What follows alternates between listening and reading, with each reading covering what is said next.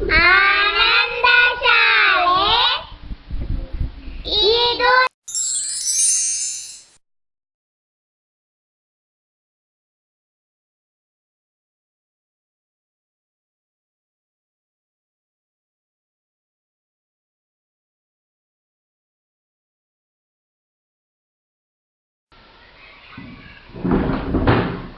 ವಿದ್ಯಾರ್ಥಿಗಳೇ, ಇವತ್ತು ನಾವು 6ನೇ ತರಗತಿಯ ಜೀವಿಗಳು, ಅವುಗಳ ಲಕ್ಷಣಗಳು ಮತ್ತು ಆವಾಸ ಎನ್ನುವಂಥ ಪಾಠದಲ್ಲಿ ಜೀವಿಗಳ ಲಕ್ಷಣಗಳು ಈ ಕುರಿತು ಅಭ್ಯಾಸ ಮಾಡೋಣ. ಮೊದಲನೇದಾಗಿ ಈ ಪಾಠದಲ್ಲಿ ನಿಮಗೊಂದು ಚಟುವಟಿಕೆ. ಈ ಚಿತ್ರವನ್ನು ಗಮನಿಸಿ, ಇದರೊಳಗೆ ಯಾವುದು ಜೀವಿ ಅನ್ನೋದನ್ನು ಗುರುತಿಸಬೇಕು.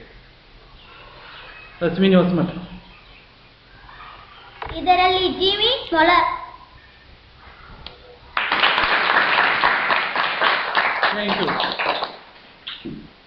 ಅಶ್ವಿನಿ ಗುರುತಿಸಿದ ಹಾಗೆ ಇದರೊಳಗೆ ಜೀವಿ ಯಾವುದಪ್ಪ ಅಂತಂದ್ರೆ ಮೊಲ. ಇಲ್ಲಿ ಇನ್ನೊಂದು ಚಟುವಟಿಕೆ ಇದೆ. ಇವುಗಳ ನಡುವಿನ ವ್ಯತ್ಯಾಸವನ್ನು ಗುರುತಿಸಬಲ್ಲಿರ. ಇದರೊಳಗೆ 2 ಚಿತ್ರದವು, ಅದಕ್ಕೆ ಇದಕ್ಕೆ ಏನೇನು ವ್ಯತ್ಯಾಸ ಐತಿ ಅನ್ನೋದನ್ನು ಹೇಳಬೇಕು. ಅಕ್ಷತಾ.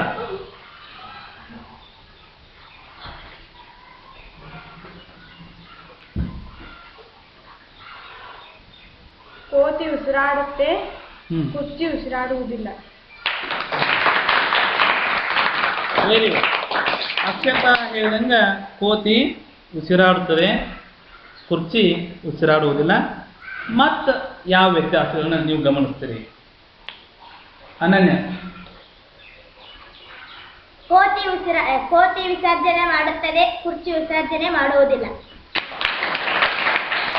ಸರಿಯಾಗಿದೆ. ಹೌದು, ಅಡ್ವಾನ್ಸ್ ಆಗಿ ನೀವು ಚಪ್ಪಾಳಿ ಹೊಡೆದರೆ ಅಂದ್ರೆ ಅದು ಸರಿ ಐತೆ ಅಂದಂಗೆ. ನೆಕ್ಸ್ಟ್ ಸ್ನೇಹಾ ಪಾಟೀಲ್.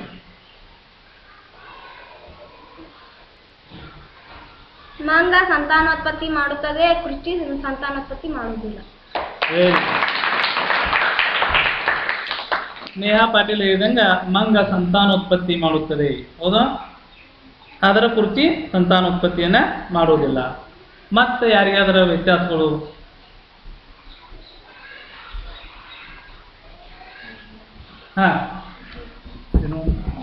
ಗೀತಾ. ಕೋತಿ ಚಲಿಸುತ್ತದೆ, ಕುರ್ಚಿ ಚಲಿಸುವುದಿಲ್ಲ. ಇದು ಕೂಡ ಒಂದು ಮುಖ್ಯವಾದಂಥ ವ್ಯತ್ಯಾಸ. ಕೋತಿ ಚಲಿಸುತ್ತದೆ ಮತ್ತು ಕುರ್ಚಿ ಚಲಿಸುವುದಿಲ್ಲ. ನೇತ್ರ. ಕೋತಿಗೆ ಬಾಲವಿದೆ, ಕುರ್ಚಿಗೆ ಬಾಲವಿಲ್ಲ. ಮತ್ತೆ ನೀಲಂ. ಕೋತಿ ಮರದಿಂದ ಮರಕ್ಕೆ ಜಿಗಿಯುತ್ತದೆ, ಕುರ್ಚಿ ಜಿಗಿಯುವುದಿಲ್ಲ. ಈಗಾಗಲೇ ಚಲಿಸುತ್ತದೆ ಅಂತ ಹೇಳಿರಲ್ಲ, ಅದೇ ಮರದಿಂದ ಮರಕ್ಕೆ ಜಿಗಿತೈತಿ, ಕುರ್ಚಿ ಇದ್ದಲ್ಲೇ ಇರ್ತೈತಿ. ಹಾಗಾದ್ರೆ ಇಷ್ಟೆಲ್ಲ ವ್ಯತ್ಯಾಸಗಳನ್ನ ನೀವು ಪಟ್ಟಿ ಮಾಡಿದ್ದೀರಿ. ಇದರೊಳಗ ಯಾವುದು ಜೀವಿ, ಯಾವುದು ಜೀವಿ ಅಲ್ಲ? ಸುಧಾ.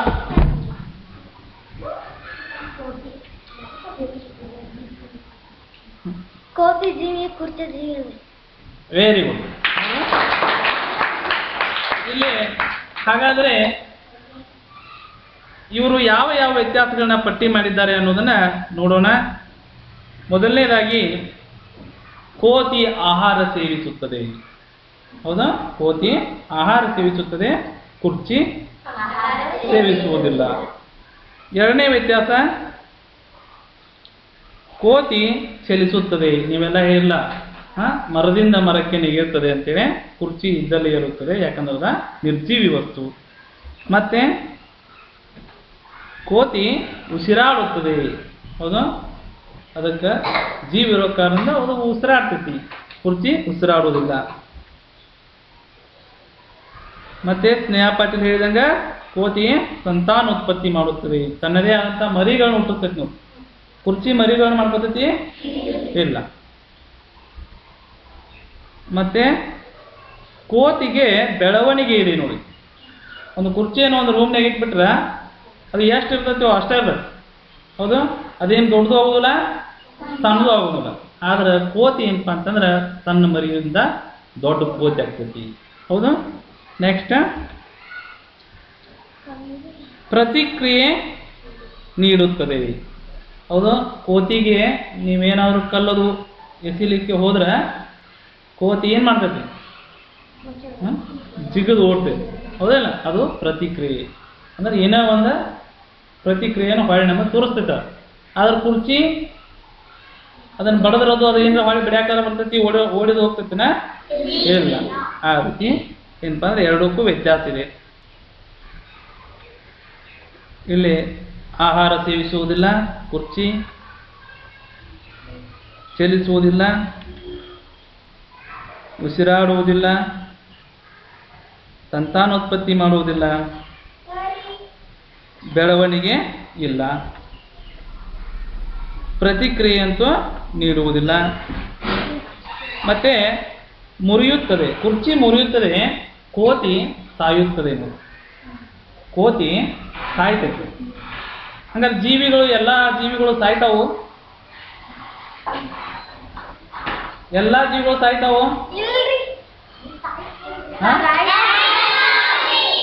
ಎಲ್ಲ ಜೀವಿಗಳು ಏನಪ್ಪ ಅಂದ್ರೆ ಸಾವನ್ನು ಅಂತಾವು. ಹೌದು, ಯಾವುದೇ ಜೀವಿ ಇರಲಿ ಅದಕ್ಕೆ ಸಾವು ಅನ್ನೋದು. ನಿರ್ಜೀವಿ ವಸ್ತುಗಳಿಗೆ ಏನಪ್ಪ ಅಂತಂದ್ರೆ ಅವು ಕುರ್ಚಿ ಅದು ಸಾಯೋದಿಲ್ಲವ. ಹೌದು, ಮುರಿದು ಹಾಳಾಗ್ಬೋದು ಅಷ್ಟೇ.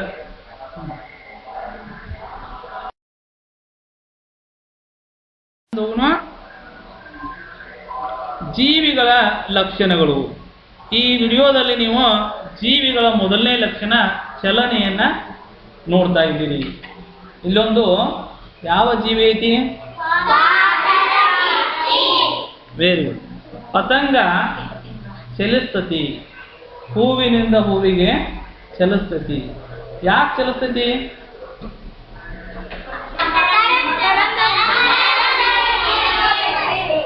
ಒಬ್ಬರ ಹೇಳ್ಬೇಕು. Very good. ಅದಕ್ಕೆ ಮಕರಂದವನ್ನು ಹೀರ್ಲಿಕ್ಕೆ ಅದು ಏನ್ ಮಾಡ್ತತಿ? ಒಂದು ಹೂವಿನಿಂದ ಇನ್ನೊಂದು ಹೂವಿಗೆ ಚಲಿಸ್ತಾ ಇರ್ತತಿ. ಹೌದಾ?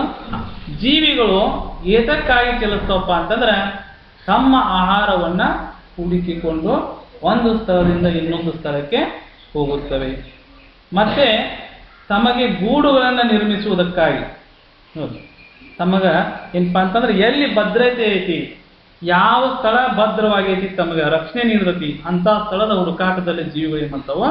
ಒಂದು ಸ್ಥಳದಿಂದ ಇನ್ನೊಂದು ಸ್ಥಳಕ್ಕೆ ಚಲಿಸ್ತಾವು. ಅದಕ್ಕೆ ನಾವು ಏನ್ ಮಾಡ್ತೇವೆ? ಚಲನೆ ಅನ್ನೋದು ಜೀವಿಗಳ ಲಕ್ಷಣ. ನೀವು ಕೂಡ ಮನೆಯಿಂದ ಈಗ ಏನ್ ಮಾಡಿದಿರಿ? ಶಾಲೆಗೆ ಬಂದಿದ್ದೀರಿ. ಹೌದು, ಶಾಲೆ ಬಿಟ್ಟ ತಕ್ಷಣ ಮತ್ತೆ ಮನೆಗೆ ಹೋಗ್ತೀರಿ, ಮತ್ತೆ ಆಟ ಆಡ್ತೀರಿ. ನಿರಂತರವಾಗಿ ಚಲನೆ ಇರ್ತೈತಿ. ನೋಡಿ, ಇರ್ತೈತಿ. ಈ ರೀತಿ ಎಲ್ಲಾ ಜೀವಿಗಳು, ಒಂದು ನಾಯಿ ಆಗಿರ್ಬೋದು, ಒಂದು ಬೆಕ್ಕಾಗಿರ್ಬೋದು, ಅವೆಲ್ಲವೂ ಏನಪ್ಪಾ ಅಂತಂದ್ರೆ ಚಲಿಸ್ತಾವು. ಹೌದು. ಹಾಗಾದ್ರೆ ಸಸ್ಯಗಳಿಗೂ ಜೀವ ಐತಿ ಅಂತ ಹೇಳಿದೆ ನಾವು. ಜೀವ ಐತಿಲ್ಲ ಸಸ್ಯಗಳಿಗೆ? ಹಾಗಾದ್ರೆ ಸಸ್ಯಗಳು ಚಲಿಸ್ತಾವೋ ಏನಿಲ್ಲವೋ ಅನ್ನೋದನ್ನ ಈ ಮುಂದಿನ ಇದರಲ್ಲಿ ಒಂದು ಪ್ರಯೋಗ, ಆ ಪ್ರಯೋಗದ ಮೂಲಕ ನಾವು ಸಸ್ಯಗಳು ಚಲಿಸುತ್ತವೆ ಎನ್ನುವುದನ್ನ ನೋಡ್ಬೋದು. ನೋಡಿ, ಒಂದು ರಟ್ಟಿನ ಡಬ್ಬಿಯನ್ನು ತೆಗೆದುಕೊಂಡು ಆ ರಟ್ಟಿನ ಡಬ್ಬಿಯಲ್ಲಿ ಕುಂಡದಲ್ಲಿ ಬೆಳೆದ ಒಂದು ಸಸ್ಯವನ್ನ ಇಟ್ಟು ಆ ರಟ್ಟಿನ ಡಬ್ಬಿಯ ಒಂದು ಬದಿಯಲ್ಲಿ ಒಂದು ರಂಧ್ರವನ್ನು ಮಾಡು. ಆ ರಂಧ್ರದ ಮೂಲಕ ಮಾತ್ರ ಬೆಳಕು. ಇದರಲ್ಲಿ ಒಂದು ಪ್ರಯೋಗ, ಆ ಪ್ರಯೋಗದ ಮೂಲಕ ನಾವು ಸಸ್ಯಗಳು ಚಲಿಸುತ್ತವೆ ಎನ್ನುವುದನ್ನ ನೋಡ್ಬೋದು. ನೋಡಿ, ಒಂದು ರಟ್ಟಿನ ಡಬ್ಬಿಯನ್ನು ತೆಗೆದುಕೊಂಡು ಆ ರಟ್ಟಿನ ಡಬ್ಬಿಯಲ್ಲಿ ಕುಂಡದಲ್ಲಿ ಬೆಳೆದ ಒಂದು ಸಸ್ಯವನ್ನ ಇಟ್ಟು ಆ ರಟ್ಟಿನ ಡಬ್ಬಿಯ ಒಂದು ಬದಿಯಲ್ಲಿ ಒಂದು ರಂಧ್ರವನ್ನು ಮಾಡು. ಆ ರಂಧ್ರದ ಮೂಲಕ ಮಾತ್ರ ಬೆಳಕು ಆ ಕುಂಡದೊಳಗಿನ ಗಿಡಕ್ಕೆ ಬೀಳುವಂತೆ ವ್ಯವಸ್ಥೆ ಮಾಡಿ ಇಟ್ಟು ಪ್ರತಿದಿನ ಅದಕ್ಕೆ ಏನಪ್ಪ ಅಂತಂದ್ರೆ ನೀರನ್ಸುದ ಮಾಡಬೇಕು. ಕೆಲವು ದಿನಗಳ ನಂತರ ಅದರ ಒಳಗಿನ ಸಸ್ಯ ಏನ್ ಮಾಡ್ತಪ್ಪ ಅಂತಂದ್ರೆ ಆ ರಂಧ್ರದ ಮೂಲಕವೇ ಹೊರಗೆ ಬೆಳೀತೈತಿ. ನೋಡಿ, ಯಾಕಂತಂದ್ರೆ ಬೆಳಕು ಯಾಕಡೆ ಐತಿ ಆ ಕಡೆನೇ ಆ ಸಸ್ಯದ ಚಲನೆಯನ್ನು ನಾವು ಕಾಣಬಹುದು. ನಮ್ಮಂಗೆ ಅವು ಕಾಲದು ಇಲ್ಲ, ಅವು ಅಡ್ಡಾಡಿ ಬರೋಂಗಿಲ್ಲ. ಅವು ಏನಪ್ಪ ಅಂದ್ರೆ ಈ ರೀತಿಯಾದಂಥ ಚಲನೆಯನ್ನು ಪ್ರದರ್ಶನ ಮಾಡ್ತಾವು. ಇಲ್ಲಿ ಸೂರ್ಯಕಾಂತಿ ಹೂವಿದೆ.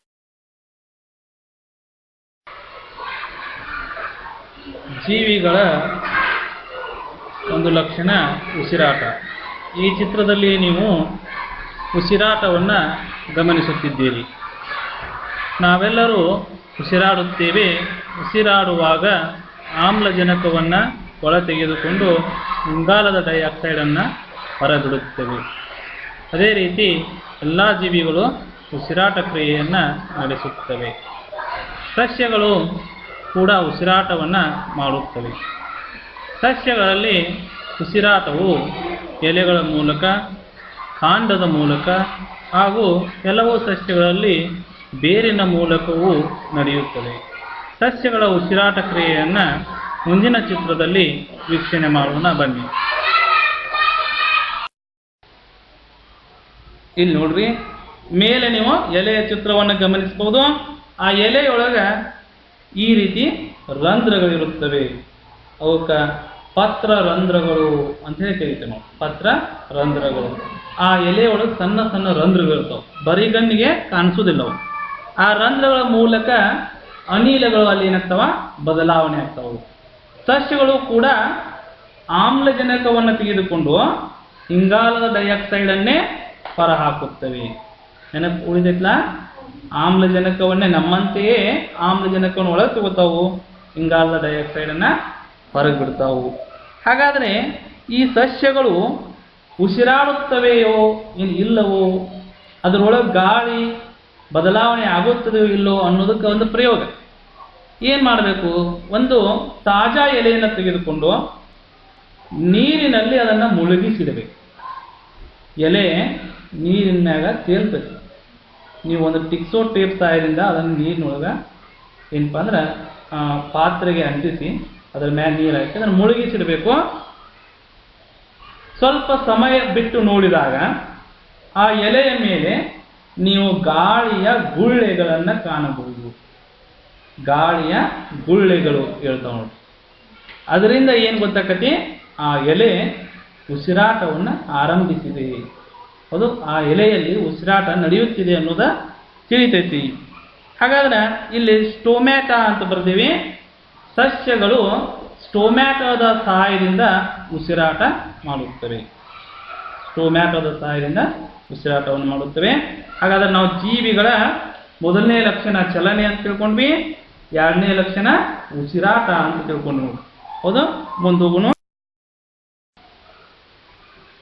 ಮುಂದೆ ಜೀವಿಗಳ ಮತ್ತೊಂದು ಮುಖ್ಯವಾದ ಲಕ್ಷಣ ಏನಪ್ಪ ಅಂದ್ರೆ ಆಹಾರ ಸೇವನೆ. ಹೌದು, ಈಗೆಲ್ಲ ನೀವು ಊಟ ಮಾಡಿದ್ರಲ್ಲ,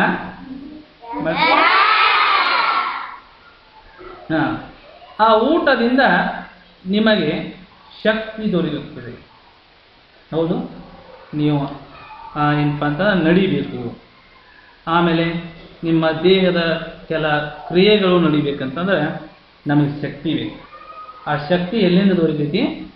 ಆಹಾರದಿಂದ ದೊರೆಯುತ್ತದೆ. ಜೀವಿಗಳೆಲ್ಲವೂ ಆಹಾರವನ್ನು ಸೇವಿಸುತ್ತವೆ. ಎಲ್ಲ ಜೀವಿಗಳು ಆಹಾರವನ್ನು ಸೇವಿಸುತ್ತವೆ.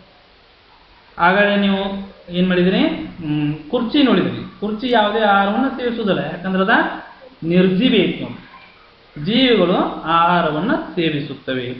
ಹಾಗಾದ್ರೆ ಇಲ್ಲಿ ಚಿತ್ರದಲ್ಲಿ ಒಂದು ಪಕ್ಷಿ ಇದೆ. ಆ ಪಕ್ಷಿ ಏನಪ್ಪ ಅಂದ್ರೆ ಒಂದು ಹಣ್ಣನ್ನು ತಿನ್ನುವಂಥ ಚಿತ್ರವನ್ನು ನೀವು ನೋಡಿರಬಹುದು, ನೋಡಾತರಿ. ಹೌದೇನು? ಇಲ್ಲಿ ಕೆಲವು ಜೀವಿಗಳು ಮಾಂಸಾಹಾರಿಗಳಾದರೆ ಕೆಲವು ಸಸ್ಯಾಹಾರಿಗಳು, ಮತ್ತೆ ಕೆಲವು ಮಿಶ್ರಾಹಾರಿಗಳು. ಈ ರೀತಿ ತಮ್ಮ ತಮ್ಮ ಆಹಾರ ವ್ಯವಸ್ಥೆಯನ್ನು ಹೊಂದಿರುತ್ತವೆ. ಈ ಸಸ್ಯಗಳು ಕೂಡ ಆಹಾರವನ್ನು ಸೇವಿಸುತ್ತವೆಯೋ? ಸೇವಿಸ್ತಾವ ಸಸ್ಯಗಳ ಆಹಾರ ನೋಡು. ಅದಕ್ಕೆ ಸಸ್ಯಗಳು ಏನು ಮಾಡ್ತಪ್ಪ ಅಂದ್ರೆ ತಮ್ಮ ಆಹಾರವನ್ನು ತಾವೇ ತಯಾರಿಸಿಕೊಳ್ಳುತ್ತವೆ. ನಾವು ನಮ್ಮ ಆಹಾರಕ್ಕಾಗಿ ಏನು ಮಾಡಿದ್ದೀವಿ? ಸಸ್ಯಗಳ ಮೇಲೆ, ಪ್ರಾಣಿಗಳ ಮೇಲೆ ಅವಲಂಬನೆಯಾಗಿದ್ದೇವೆ. ಸಸ್ಯಗಳನ್ನು ನಾವು ಆಹಾರವಾಗಿ ಬಳಸ್ಕೋತೇವೆ. ಆದ್ರೆ ಸಸ್ಯಗಳು ಏನು ಮಾಡ್ತಾವಪ್ಪ ಅಂದ್ರೆ ಹಂಗೆ ತಮ್ಮ ಆಹಾರವನ್ನು ತಾವೇ ತಯಾರಿಸ್ಕೊತಾವೆ. ಅದನ್ನು ಒಂದು ಚಿತ್ರದ ಮೂಲಕ ನೋಡೋಣ. ಇಲ್ಲಿ ನಾವು ಸಸ್ಯದ ಆಹಾರ ತಯಾರಿಕೆ ಅನ್ನುವಂಥ ಚಿತ್ರವನ್ನ ನೋಡ್ತಾ ಇದ್ದೀವಿ. ಸಸ್ಯ ಆಹಾರ ತಯಾರಿಸಿಕೊಳ್ಳುವಂಥ ಈ ಕ್ರಿಯೆಗೆ ಏನಂತ ಕರೀತಾರಪ್ಪ ಅಂತಂದ್ರೆ ದ್ಯುತಿ ಸಂಶ್ಲೇಷಣೆ ಕ್ರಿಯೆ. ಏನಂತ ಕರೀತಾರ?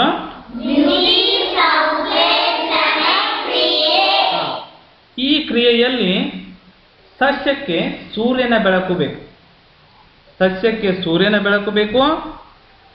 ಆಮೇಲೆ ಬೇರಿನಿಂದ ಹೀರಿರತಕ್ಕಂಥ ಖನಿಜ ಲವಣಗಳು ಮತ್ತೆ ನೀರು ಬೇಕಾಗ್ತತಿ. ಜೊತೆಗೆ ವಾತಾವರಣದಲ್ಲಿರುವಂಥ ಇಂಗಾಲದ ಡೈಆಕ್ಸೈಡ್ ಅನಿಲ ಬೇಕಾಗ್ತದೆ. ಸಸ್ಯಗಳು ಆಹಾರವನ್ನು ತಯಾರು ಮಾಡಲಿಕ್ಕೆ ಇವೆಲ್ಲವೂ ಬೇಕು. ಮೊದಲು ಸೂರ್ಯನ ಬೆಳಕು, ಬೇರು ಹೀರಿದ ಖನಿಜ ಲವಣ, ನೀರು, ನಂತರ ವಾತಾವರಣದಲ್ಲಿರುವಂಥ ಇಂಗಾಲದ ಡೈಆಕ್ಸೈಡ್ ಅನಿಲ. ಈ ಮೂರನ್ನು ಬಳಸಿಕೊಂಡು ಸಸ್ಯದ ಎಲೆಗಳಲ್ಲಿರುವಂಥ ಪತ್ರಹರಿತ್ತು, ಸಸ್ಯದ ಎಲೆಗಳಲ್ಲಿ ಪತ್ರಹರಿತ್ತು ಅನ್ನುವಂಥ ವಸ್ತು ಇರುತ್ತದೆ. ಆ ವಸ್ತುವಿನ ಸಹಾಯದಿಂದ ಈ ಮೂರನ್ನು ಬಳಸಿಕೊಂಡು ಸಸ್ಯ ತಮ್ಮ ಆಹಾರವನ್ನು ತಾವೇ ತಯಾರಿಸಿಕೊಳ್ಳುತ್ತೇವೆ. ಈ ಕ್ರಿಯೆಯನ್ನ ಏನಂತ ಕರಿತೀವಿ ನಾವು?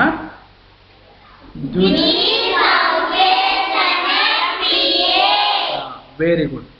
ಇಲ್ಲಿ ಗಮನಿಸಬೇಕಾದಂಥ ಒಂದು ಅಂಶ ಏನೆಂದ್ರೆ, ಸಸ್ಯಗಳು ಉಸಿರಾಡುವಾಗ ಆಮ್ಲಜನಕವನ್ನು ತೆಗೆದುಕೊಂಡು ಇಂಗಾಲ ಡೈಆಕ್ಸೈಡ್ ಅನ್ನು ಬಿಟ್ಟಿದ್ವು.